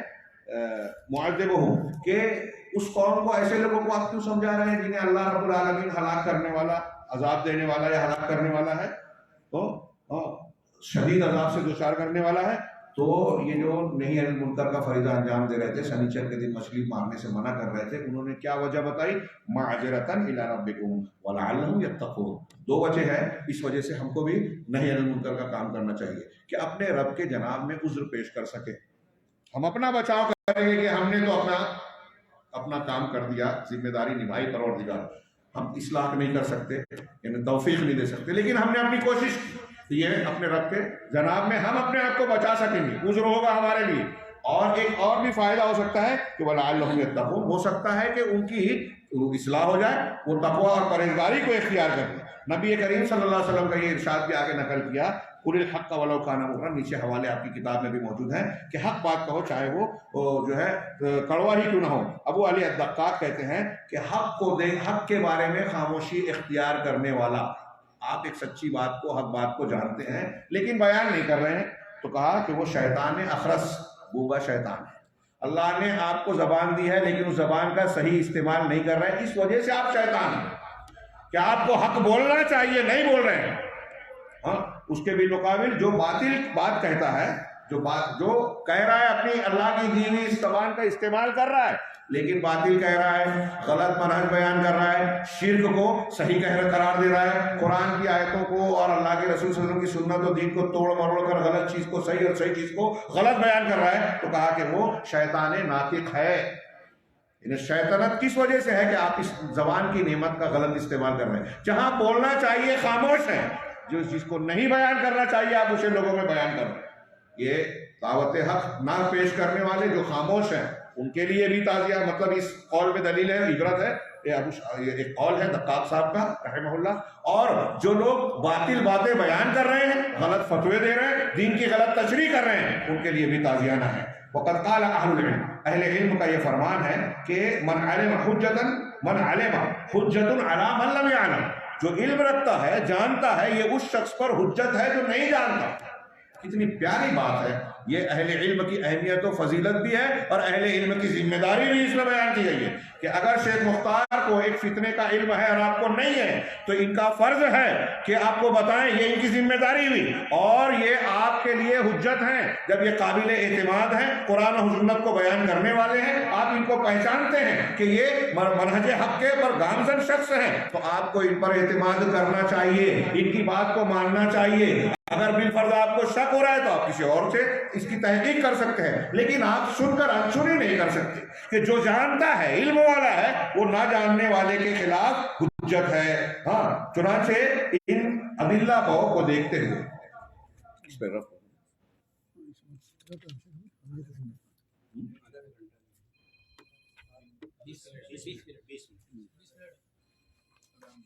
یہ اتنا ان کا ایک یہ 1.5 صفحے کا جو ہے پورا کر لیں، جو ان کے بعد جو دو چند ملاحظات ہیں اس کو ہم اگلی نشست میں پیش کریں گے. میں اس کی اہمیت سمجھ کے اس کو تھوڑا بیان کر رہا تھا. تو کہا کہ یہ جو دلائل ابھی ہم نے پڑھے امر بالمعروف اور نہی عن المنکر، آپ غور کیجئے گا کہ انہوں نے مختلف جوانب سے قرآن و سنت کی دلیلیں دی، صفات نہ کرنے پر انجام وغیرہ وغیرہ. ہم آگے بڑھتے ہیں کہ امر بالمعروف اور نہی عن المنکر کہ ان دلائل کی روشنی میں چلتے ہوئے، جو کہ اللہ، اس کے رسول، اس کی کتاب، مسلمانوں کے امام اور عام لوگوں کی خیر خواہی پر بھی مشتمل ہیں اور حق کے بیان کرنے کی طرف ابھارتے ہیں، ہاں اس کو چھپانے سے ڈراتے ہیں کہ آپ حق کو جان کر اسے چھپا لیں گے. تو یہ اس لیے کہ یہ بہت بڑا منکر کام ہے. آپ حق کو جانتے ہوئے اسے چھپائیں, امر بالمعروف کا فریضہ انجام نہ دیں. ہاں الانحراف کہہ رہے ہیں کہ فإن من أعظم المنکرات, اس لیے کہ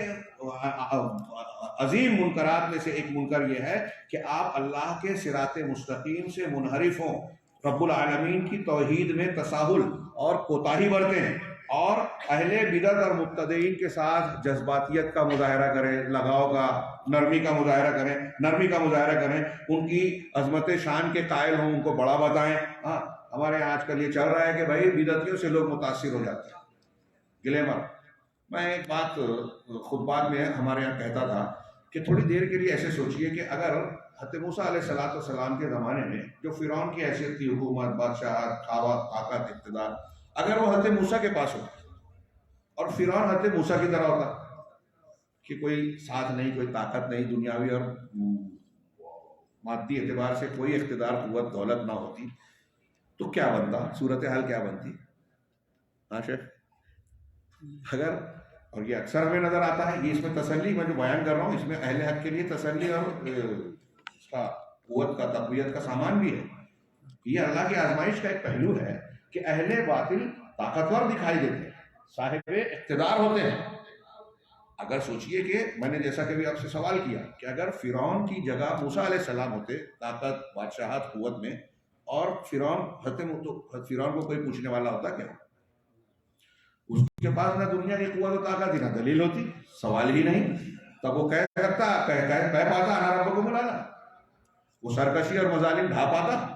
سوال ہی پیدا نہیں ہوتا. ہم دیکھتے ہیں, پڑھتے ہیں انبیاء کرام کی حیات طیبات میں, حضرت نبی کریم صلی اللہ علیہ وسلم کے سامنے ابو جہل اور سرداران قریش بظاہر طاقتور نظر آ رہے ہیں مکی زندگی میں, اور انعام رکھ رہے ہیں کہ جو سر لائے گا اس کو 100 اونٹ کا انعام دیا جائے گا. سیدنا ابو بکر صدیق اور اللہ کے نبی صلی اللہ علیہ وسلم سے ہر ایک کے لیے بات پھیلے نا, اس لیے سمیٹتا ہوں کہ یہ اللہ تعالیٰ کی حکمت و مشیت کا حصہ ہے اور ہمارے امتحان کا پہلو ہے کہ بظاہر ہمیں کچھ اعتبار سے اہل بدعت اور اہل باطل طاقتور نظر آتے ہیں. ہمارے کچھ نوجوان اس پر شکایت کرتے ہیں کہ مسلمانوں پر اتنا ظلم ہو رہا ہے, مسجدوں, عبادت گاہوں پر جو ہے نشانہ باندھا جا رہا ہے, قانون بنائے جا رہے ہیں, عالمی سطح پر ہم دیکھ رہے ہیں کہ کتنے لوگ مظالم ڈھا رہے ہیں, شام میں, مصر میں, فلاں چیچنیا, بوسنیا, جن کا تذکرہ سن کے بھی ہماری آنکھیں چھلک جاتی ہیں, ہمارے نیندیں اڑ جاتی ہیں اگر اہل درد ہیں مسلمان, جو اپنی اسلامی درد جذبہ رکھتے ہیں, تو پھر ان کے ساتھ یہ اللہ تعالی کی پکڑ کا معاملہ کیوں نہیں ہوتا؟ یہ اللہ رب العالمین کی حکمت, اس کی جو ہے تقدیر اور اس کے قضاء اور قدر کے فیصلے ہیں جو بہت ساری حکمتیں اپنے اندر سمیٹے ہوئے ہیں. اب ایسی چیزوں کو دیکھ کر, دنیاوی شان دیکھ کر کسی بدعتی کو طاقت قوت حاصل ہے, اور کوئی اہل حق میں سے کوئی فرد اس کی عظمت اور تعظیم کر رہا ہے, اس کی تعریف کر رہا ہے کہ یہ اتنا دنیا میں وہ جو ہے مشہور ہے, اس کے حکومتوں میں اتنے بول چال ہیں, اور جو ہے گلیمر رکھتا ہے, ٹی وی چینل پہ آتا ہے, اس کے فالوورز اتنے ہیں, اس کے فلاں ویوز اتنے ہوتے ہیں, تو لہٰذا میں اس کو اگرچہ باطل ہے لیکن اس کا ساتھ دوں, تعریف کروں تاکہ میرا بھی کچھ کام بن جائے. جو ان کی تعظیم شان کرتا ہے اور ولاۃ امور جو ہمارے حکام ہیں, عمرا ہیں, ان کے خلاف باتیں کرتا ہے. ہمارے ملکوں میں, ان ملکوں سے باہر آپ جائیں تو مسلمانوں کا ایک عام مشغلہ نوجوانوں کا وہ بن گیا ہے, عجیب و غریب, یعنی کیا کہیں گے اس کو, افراتفری ہے کہ جو کام ہمارے لیے مفید ہے, تعلیم, تربیت, علماء سے استفادہ, توحید, سنت, ذکر و اذکار, عبادات, ان سے آدمی ہٹ کر موبائل میں, واٹس ایپ پہ, ٹویٹر پہ لگا ہوا ہے, حکومتی امور پر فیصلے جو چرچے کر رہا ہے اس پہ کر, ایسے امور سے جڑا ہوا ہے جو اس کے لیے اور امت کے لیے فائدہ مند قطعی نہیں.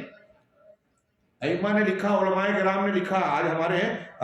سلفی علماء اس پر زور دے رہے ہیں نوجوانوں کو, لیکن لوگوں کی سمجھ میں نہیں آتا. وہ کہتے ہیں من حسن اسلام المرء ترکہ ما لا یعنی, یہ بہت اہم بات ہے کہ اسلام کی خوبی یہ ہے آدمی کے کہ لایانی چیزوں کو آپ ترک کر دیں. اب آپ اگر حکومت اور فلاں پہ تبصرے کر رہے ہیں تو کیا آپ کی اس تبصرے سے کوئی اصلاح, کوئی فرق, کوئی فائدہ ہو رہا ہے؟ آپ دیکھیے کہ آپ کا فائدہ کس میں ہو رہا ہے. جس چیز میں آپ کا, آپ کے گھر کا, آپ کی امت کا فائدہ ہے وہ کام کیجیے. اور یہ تحریکیت, یہ جذباتیت, یہ فلاں اور فلاں نعرے, شور ہنگامے ٹویٹر پر اور واٹس ایپ پر جو ہے مختلف قسم کے تبصرے کرنا، راتوں کو جاگ کر مختلف قسم کی باتیں اور طنز و تعریف کرنا، اس میں آپ کا یا امت کا کوئی فائدہ نہیں، نقصان ہی نقصان۔ تو ولاۃ امور پر جو ہے یہ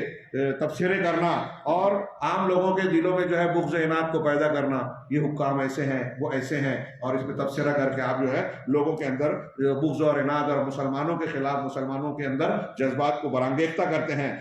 خاص طور سے نئی نسل اور نوجوانوں کے اندر اہل علم اور علماء کے خلاف بغض اور عناد کو فروغ دینا، یہ علماء اتنا مسلمانوں پر مصیبت آ رہی ہے، علماء خاموش ہیں، ایسا نہیں کر رہے ہیں، ویسا نہیں کر رہے ہیں، فلاں آدمی کام کر رہا ہے، اور پھر جھوٹ بیان کیا جاتا ہے کہ دیکھیے فلاں آدمی کے اسٹیج پر آ کر لوگوں نے کلمہ پڑھ لیا، جبکہ وہ جھوٹ ہے اور علماء نے آج تک یہ کارنامہ انجام نہیں دیا۔ اب ایک چیز کو بنا کر تو جو ہے ایک کام کو کسی نے کیا، فلاں نے نہیں کیا، تو علماء کے خلاف اس کو جو ہے ایک مقدمہ بنا دیا، اس پر اعتراض کرنا شروع کر دیا۔ اگر وہ صحیح بھی ہو، کسی کے ذریعے سے کسی نے اسلام قبول کیا ہو، تو یہ علماء کی اپنی خدمات اور میدان کے سلسلے میں ان کی کوششوں قربانیوں کو مسترد کر دینے کا جواز نہیں بن جاتا۔ اور پھر ہم تو دیکھ رہے ہیں کہ آج کل یہ دعووں کا زمانہ ہے۔ ایک داعی کہتا ہے کہ میرے ذریعے سے جو ہے ایک سال میں 1,00,000 لوگ مسلمان ہوئے۔ حیرت انگیز بات، ایک بھی مسلمان نہیں ہوا جن کا میں ذکر کر رہا ہوں میرے علم کے مطابق، صرف ان کی کوشش تھی۔ دوسرے پہلے سے مسلمان ہو گئے، اسٹیج پہ بلا کے کلمہ پڑھ لیا۔ 2 سال پہلے ایک آدمی مسلمان ہوا، اسٹیج پہ بلا کے جو ہے ان سے کلمہ پڑھوا رہا ہے، اور شو یہ ہو رہا ہے کہ مسلمان ان کے ذریعے سے ہوئے۔ میں ان کی شخصیت پر تنقید مقصود نہیں، خیر خواہی، امر بالمعروف نہی عن المنکر۔ اگر آپ داعی حق ہیں تو جھوٹ کے سہارے کی ضرورت نہیں ہے۔ اہل سنت والجماعت اور اہل حق کا طریقہ دعوت میں یہ ہرگز نہیں ہو سکتا کہ جھوٹ کا بنیاد بنو، غلط پروپیگنڈا کریں۔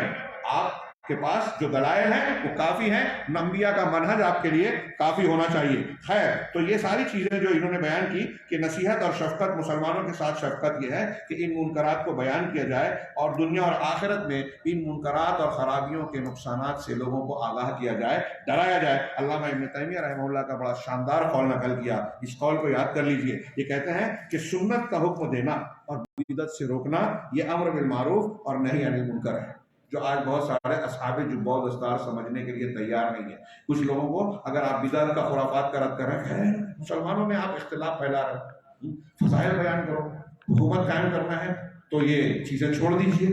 اور نہ جانے کیا کیا، یہ منہج کی خرابی ہے۔ یہ علامہ ابن تیمیہ رحمہ اللہ اللہ ان پر رحم فرمائے، ان کے درجات بلند فرمائے۔ کیا بہترین بات کہہ رہے ہیں کہ سنت کا حکم دینا، بدعت سے روکنا۔ بدعت سے آپ کو روکنا پڑے گا، اگر آپ بدعت پر خاموش ہو تو آپ اہل حق نہیں ہیں، آپ دین کی خدمت انجام دینے والے نہیں ہیں۔ یہ اہل حق کی ایک پہچان ہے، بار بار میں کہتا ہوں، اور اس پر بہت سی دلیلیں نصوص ہیں کہ آپ اگر قرآن و حدیث کے خلاف کسی تحریک کو دیکھ رہے اور خاموش ہیں تو آپ دین کی دعوت دینے والے کیسے ہو سکتے ہیں؟ بدعت کو برداشت کر رہے ہیں، چپ ہیں، ارے فضائل دیکھیے، سونے کے آداب، چلنے کے آداب، فلاں چیز کے آداب، اب یہ بیان کر رہے ہیں، اور نہ جانے دوسرے کچھ آپ کے خاص طریقے ہیں وہ اختیار ہے نبی کی علم کی تعلیم کے مطابق۔ میں نے اپنے دوستوں کو دیکھا جماعت اسلامی والے، ارے وہ ہیں، آپ بیان کیجیے ذرا اس مسئلے کو، آپ کیوں نہیں بیان کرتے؟ کہا ہماری پالیسی کے خلاف ہے۔ میں نے کہا آپ کی پالیسی قرآن و حدیث کے خلاف ہے؟ کہا نہیں، آپ نہیں سمجھیں گے۔ میں نے کہا سمجھائیے صاحب، وہ قیامت تک نہیں سمجھا سکتے، لیکن کچھ لوگ سمجھ لیتے ہیں ایسی چیز جو ناقابل فہم ہے۔ چنانچہ علامہ ابن تیمیہ کہتے ہیں کہ سنت کا حکم دینا، بدعات سے منع کرنا، یہ نیکی کا حکم اور برائی سے روکنے میں داخل ہے، امر بالمعروف نہی عن المنکر میں، اور یہ نیک اعمال میں بہت بڑا بلکہ افضل ترین نیک عمل ہے۔ فرائض کے بعد یہ بہت اہم معاملہ ہے۔ ایسے سلف کے آپ کتنے اقوال پڑھیں گے کہ وہ کہتے ہیں کہ نوافل عبادات کے مقابلے میں بدعت کا رد کرنے والا یہ زیادہ افضل انسان ہے، یہ زیادہ اہمیت کام کر رہا ہے۔ شیخ علامہ عبدالعزیز ابن عبداللہ ابن باز کا یہ قول پیش کر کے ابھی کے درس کو ہم جو ہے منقطع کریں گے کہ مسلمانوں پر واجب ہے کہ حقیقت کی وضاحت کریں، اور ہر جماعت سے مناقشہ، جماعت اور جمعیت سے مناقشہ کریں، اور تمام لوگوں کے ساتھ خیر خواہی کو اختیار کریں، اور اس راستے اور خط پر چلیں جس کو اللہ تعالیٰ نے اپنے بندوں کے لیے مشروع کیا ہے، بنایا ہے، متعین کیا ہے، اسی راستے کو اختیار کریں۔ اتنی سادی، سمپل اور زبردست مضبوط بات، یہ ہمارے سلفی علماء کی خوبی ہے، انتہائی مضبوط اور مستحکم، اس کو ہلکے سے نہ گزریں، غور سے پڑھیں سنیں۔ وہ کہتے ہیں کہ حق کو بیان کریں، ہر جمعیت اور جماعت کا مناقشہ کریں، تفتیش کریں، اور تمام لوگوں کے ساتھ بھلائی کو اختیار کریں اور اس راستے پر چلیں جو رسول اللہ تبارک و تعالیٰ نے اپنے بندوں کے لیے متعین کیا، کھینچا ہے اس خط کو، اور ہمارے نبی صلی اللہ علیہ وسلم نے جس راستے کی طرف بلایا ہے۔ ومن تجاوز هذا، لیکن جو شخص اس سے تجاوز کرے، اس سے ادھر ادھر ہٹے گا، واستمر فی عناد لمصالح شخصیہ او لمقاصد لا يعلمها الا اللہ، کسی شخصی مصلحت کی وجہ سے یا کچھ ایسے مقاصد کی بنیاد پر جس کو اللہ کے سوا کوئی نہیں جان سکتا، اگر کسی بھی مقصد کے تحت اس راستے کو جو اللہ اور رسول کا متعین کیا ہے اس سے ہٹتا ہے تو فإن الواجب التشہیر بہ، بہت اہم، ہمارے علماء اور دعات بھی سننے میں جو مصلحت کی بات کرتے ہیں کہ پھر واجب ہے کہ اس کی تشہیر کی جائے، اس کا نام لے کر، مثال نبی صلی اللہ علیہ وسلم نے ذوالخویسرہ کا نام لے کر کہا خارجی پیدا ہوں گے، ان کی ایسی ایسی علامت ہوگی، جس کو جو ملے گا، جس کو ملے گا اس سے یہ معاملہ کرنا۔ آپ نے نام لے کر ہمارے لیے سنت مقرر کی ہے کہ باطل پرست اور ایسا شخص جو قوم اور امت کو گمراہ کرنے کا سبب بن سکتا ہے، اس کی تعین اور نشاندہی کی جائے، اس کے بارے میں خاموشی اختیار کرنا، ارے نام کیوں لے لیا، یہ طریقہ صحیح نہیں ہے۔ میں نے دیکھا کہ ہمارے کبار علماء جو منہج سلف کے سختی سے پابند اور صحیح منہج کو اختیار کرنے والے ہیں، وہ اپنے زمانے کے اہل بدعت کی نشاندہی کرتے ہیں، خاص طور سے جن کی جو مشہور نہیں ہے، جن کے نام لینے کی ضرورت نہیں ہے، ان کو ٹال کر صرف باطل کا رد کیا جائے گا۔ اصل مقصد یہ، شیخ فوزان صاحب سے فتویٰ پوچھا گیا تو انہوں نے یہی جواب دیا تفصیل سے کہ اصل مقصود ہے خطاؤں کو رد کرنا، غلط بات کا رد کرنا، لیکن اگر کوئی ایسی شخصیت ہے جس سے لوگ متاثر ہیں، اسے بڑا داعی سمجھ رہے ہیں، اس کو قابل تقلید سمجھا جا سکتا ہے، تو ایسا ممکن ہے کہ عام آدمی کو جب ہم اس کا نام نہ لیں تو وہ سمجھے گا کہ یہ اسلام کا داعی ہے، یہ بہت صحیح منہج کا حامل اور علمبردار ہے، لہذا اس کی باتوں کو اس کے پیچھے چلنے لگے گا۔ ایسے لوگوں کے بارے میں نام لے کر تردید کرنا ضروری ہے۔ کہہ رہے ہیں، شیخ کہہ رہے ہیں کہ فإن الواجب التشہیر بہ والتحذیر منہ، اور اس سے ڈرانا واجب ہے، ممن عرف الحقیقہ، ان لوگوں کا جو حقیقت کو جانتا ہے، حتی یتجنب الناس طریقہم وحتی لا يدخل معہم من لا یعرف حقیقت امرہم، یہاں تک کہ تاکہ، کیوں بتانا ضروری ہے، ڈرانا ضروری ہے؟ تاکہ عام آدمی ان کے طریقے سے اجتناب کرے، بچ جائے، اور ان کے ساتھ وہ شامل اور داخل نہ ہو جائے جو ان کی حقیقت امر کو جانتا نہیں ہے۔ نتیجہ کیا نکلے گا کہ اگر وہ بغیر جانے ان کے ساتھ لگے گا فَيُضِلُّهُ، تو وہ لوگ اسے گمراہ کریں گے۔ نبی صلی اللہ علیہ وسلم کی حدیث ہے کہ مجھے اپنی امت پر سب سے بڑا خوف جس کا ہے، گمراہ کرنے والے ائمہ کا ہے، اور یہ ائمہ جگہ جگہ اگے ہوئے ہیں، ابل رہے ہیں، ابلے ہوئے ہیں ایسے ائمہ، کوئی صحابہ میں تنقید عالم نہیں ہے۔ ہمارا جاہل آدمی گلیمر دیکھ کر، لائک کرنے والوں کی تعداد دیکھ کر اس کے پیچھے بھاگنے لگا، وَيَصْرِفُ عَنِ الطَّرِيقِ الْمُسْتَقِيمِ، اور پھر نتیجہ یہ نکلے گا کہ ہم نے نشاندہی نہیں کی تو یہ ان کے پیچھے چلیں گے، گمراہی کا شکار ہوں گے، اور وہ لوگ انہیں صراط مستقیم سے پھیر دیں گے جس کی اتباع کا اللہ رب العالمین نے ہم کو حکم دیا ہے کہ وَأَنَّ هَذَا صِرَاطِي مُسْتَقِيمًا فَاتَّبِعُوهُ، اللہ تعالیٰ کہہ رہا ہے کہ یہ میرا سیدھا راستہ ہے، تم اسی کی اتباع کرو، وَلَا تَتَّبِعُوا السُّبُلَ فَتَفَرَّقَ بِكُمْ عَنِ السَّبِيلِ، اور ان راستوں پر نہ چلو جو تم کو، دوسرے راستوں پر نہ چلو جو تم کو اللہ کے متعین کیے ہوئے راستے سے ہٹا دیں گے۔ ذالکم وصاکم بہ، ہمارے یہاں تحریکی حضرات کہتے ہیں کہ لوگوں کی بدعت اور مناہج کو مقرر یا مانتے ہوئے ایک ہو جاؤ۔ اللہ کا کلام کہہ رہا ہے کہ اگر آپ دوسرے راستوں پر چلو گے تو آپ اللہ کے راستے سے ہٹ جاؤ گے۔ کون سی بات مانی جائے، سوچئے، اللہ کا راستہ اختیار کیا جائے، سمجھا جائے، دوسرے راستوں کو سمجھ کر اس کا رد کیا جائے، یہ اتحاد کی شکل ہے، نجات کا راستہ ہے۔ ورنہ اگر یہ اللہ تعالیٰ کا تاکیدی حکم ہے، وصیت ہے تاکہ تم بچ جاؤ، اپنا بچاؤ کر لو۔ آگے شیخ نے اتنی ساری معروضات کے بعد جو بات کہی وہ یہ کہ آج بہت سارے مناہج، طریقے، دین کے دعوتیں ہمارے ارد گرد اور سماج میں جو موجود ہیں، آبادیوں میں دکھائی دے رہی ہیں، ان گمراہ فرقوں میں جس نے جو ہے ایک دین کا لباس پہنا ہوا ایک منہج ہے، ان میں سے ایک اخوان المسلمین کا منہج بھی ہے۔ یہاں صرف انہوں نے ایک نام لیا، ابھی شیخ کے خطاب کی طرف میں اشارہ کروں گا کہ انہوں نے بتایا کہ یہاں عالم عرب میں اخوان المسلمین کی جو فکر ہے، 95% بعض امور میں ان کے یہاں تھوڑا سا اختلاف ہے، وہی فکر جماعت اسلامی کی ہے، اور پھر وہی فکر جو ہے بہت ساری جو شدت پسند تنظیمیں عالم اسلام کے مختلف علاقوں میں پائی جاتی ہیں، انہوں نے اسی سے جو ہے کسب فیض کیا ہے، اسی کی فکر سے استفادہ کیا ہے۔ بلکہ سید قطب جنہوں نے پورے عالم اسلام کے جو ہے معاشروں کو جو ہے غیر مسلم قرار دیا، اور جمعہ اور جماعت سے جو ہے کہا کہ جب تک امیر نہیں ہے، اسلامی حکومت نہیں ہے تو یہ پڑھنا ضروری نہیں، سب چھوڑ بیٹھے تھے، تو انہوں نے خود اعتراف کیا ہے۔ یوسف القرضاوی ان کا بارے میں بیان کرتے ہیں کہ ابو الاعلیٰ مودودی صاحب کی کتابوں سے متاثر ہو کر انہوں نے اس فکر کو آگے بڑھایا۔ یہ ایک دوسرے سے جڑے ہوئے ہیں۔ یہاں ایک نام لیا تو کہہ رہے ہیں کہ یہ منہج مسلمانوں کے درمیان یا عالم اسلام میں جس منہج نے گویا آج بہت ایک اثر اختیار کر لیا ہے اور اسلامی تحریک کا لبادہ اوڑھ رکھا ہے، وہ ان میں سے ایک اخوان المسلمین کا منہج اور فکر ہے۔ اور مسلمانوں کی ایک بہت بڑی تعداد، آپ کی کتاب میں بھی دیکھیے کہ جمع غفیر، بہت بڑی تعداد اس کے سمندر میں ڈوبی جا رہی ہے۔ اور میں یہ پسند کرتا ہوں کہ اخوان المسلمین کا اذکر اخوانی المسلمین، اس کا ذکر کروں علماء کے سامنے، طلاب کے سامنے اور عوام کے لیے، یعنی علماء، طلاب اور عوام ہر اعتبار سے ہر سطح پر ان کا ذکر کیا جائے، معرفہ، کہ تاکہ اس جماعت کے متعلق جو ہے پوری حقیقت واضح ہو جائے، اور لوگ اچھی طریقے سے اس پر پڑے پردے کو ہٹا کر دیکھ لیں میں، اس لیے کہ خبر آپ نے جو سنا یہ معائنے کی طرح نہیں ہوتی، وما رائن کمن سمع، اور دیکھنے والا اس شخص کی طرح نہیں ہوتا جس نے سنا، اور جو شخص جان گیا بعض چیزوں میں ان لوگوں کی طرح نہیں ہوتا جو ایک لمبی مدت تک ان کے ساتھ رہا ہو، یا جس کو كتبه عنهم بعض اہل العلم الذين عرفوهم، یا اس چیز کو جس نے بعض اہل علم نے ان کو پہچان کر جو ان کے بارے میں لکھا اور ان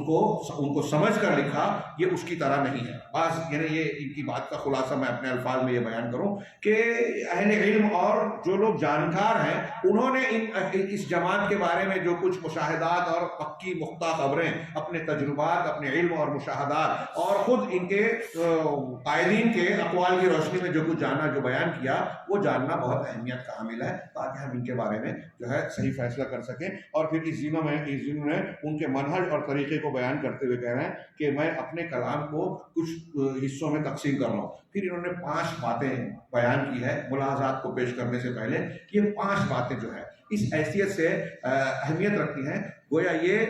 آگے جو پیش کیے ہوئے ملاحظات ہیں اس کی وجہ، تعلیل اور حکمت بیان کر رہے ہیں کہ میں نے کیوں بیان کیا، کیا ضرورت ہے، کیا اہمیت ہے، اس کا ان 5 نکات میں تذکرہ ہوگا۔ ہم اگلے درس میں اس کا سرسری طور سے انشاءاللہ تذکرہ کریں گے، اور پھر آپ اس پر مطالعہ کر کے اس پر غور کیجیے گا۔ اللہ رب العالمین سے دعا ہے کہ وہ ہمیں حق کو حق کی شکل میں، باطل کو باطل کی شکل میں جاننے سمجھنے کی توفیق عطا فرمائیں، حق کو اختیار کرنے اور باطل سے بچنے کی توفیق دے۔ وآخر دعوانا ان الحمدللہ رب العالمین صلی اللہ علیہ وسلم۔ سبحانک اللہ۔ اللہ تعالیٰ شیخ 1 منٹ ابھی 4 منٹ باقی اذان میں، اللہ تعالیٰ شیخ محترم جزائے خیر عطا فرمائے۔ شیخ نے بہت ساری باتیں آپ کے سامنے بھی پیش کی ہیں، اور ایک بات شیخ نے کہا کہ آج بہت سارے لوگ یہ کہتے ہیں کہ بھئی آپ لوگ کتابیں پڑھتے ہیں، بخاری پڑھتے ہیں، فلاں چیزیں پڑھتے ہیں، اور دنیا کہاں سے کہاں چلی گئی، کیا کیا ہو رہا دنیا کے اندر آپ لوگوں کو اس کی خبر نہیں ہے۔ تو اس کے حوالے سے میں ایک اپنے سلفی عالم دین کا ایک واقعہ بیان کر رہا ہوں کہ وہ بخاری کا درس دے رہے تھے، اور ان کے سامنے تقریباً 10-20-50 لوگ پڑھ رہے تھے، تو ایک آدمی بھاگتے ہوئے آیا، کہا کہ دنیا چاند پر پہنچ گئی ہے، آپ لوگ جو ہے ابھی بخاری پڑھ رہے ہیں، کیا فائدہ ہے اس کا پڑھنے سے؟ تو انہوں نے کہا کہ بھائی چاند پر چلا گیا تو کیا ہو گیا، ہم تو بخاری پڑھ کر کے، قرآن کی تفسیر پڑھ کر کے اللہ کے قریب جانا چاہتے ہیں۔ وہ تو چاند تک گیا، وہ مخلوق تک پہنچا، ہم تو اللہ خالق تک پہنچنا چاہتے ہیں، جنت تک پہنچنا چاہتے ہیں۔ اور جو ہے پھر کہا کہ جو ہے تم نہ آسمان چاند پر پہنچے نہ اللہ تعالیٰ تک پہنچے، یہ جو پڑھ رہے ہیں بخاری، یہ کم سے کم تو اللہ رب العالمین کے دین کا علم تو حاصل کر رہے ہیں، یہ جنت تک پہنچیں گے، اللہ تعالیٰ تک ان کی رسائی ہوگی۔ تو میرے بھائیوں، یہ سب جذباتیت کی باتیں ہوتی ہیں جو نوجوانوں کو ابھارتے ہیں۔ آپ کا مقصد یہ ہے، یا ہمارا مقصد یہ ہونا چاہیے کہ اللہ تعالیٰ کے دین کا علم حاصل کریں، اپنا خود تزکیہ کریں، تربیت کریں، اپنے اولاد کی تربیت کریں، اور یہ کتاب کی جو شرح آپ لوگوں کے سامنے کی جا رہی ہے، اس کا بڑا مقصد یہ ہے کہ جیسا شیخ نے بھی اشارہ کیا کہ باطل کا جاننا بھی ہمارے لیے ضروری ہے۔ اگر ہم باطل چیز نہیں جانیں گے تو ہو سکتا ہے اس کے اندر ہم گرفتار ہو جائیں،